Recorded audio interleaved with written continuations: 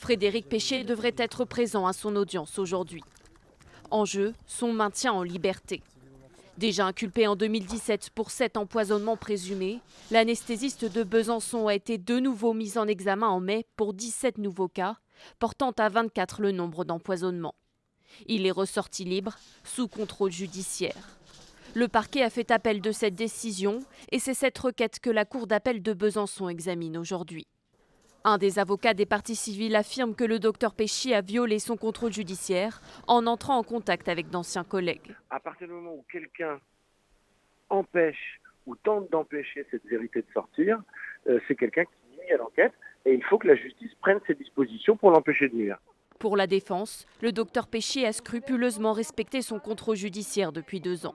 Il n'a jamais essayé de se sauver, il n'a jamais essayé de quitter la France, il n'a jamais tenté d'avoir une influence sur la qualité de la procédure. Entre 2008 et 2017, dans cette clinique de Besançon, le docteur Péchy aurait injecté des doses de produits potentiellement mortels à ses patients, provoquant des arrêts cardiaques. Le but, les réanimer dans l'espoir d'apparaître comme un sauveur. Devant le palais de justice de Besançon, certaines victimes présumées seront présentes. Elles aussi réclament la détention du médecin. L'instruction s'annonce longue, avant un éventuel procès aux assises.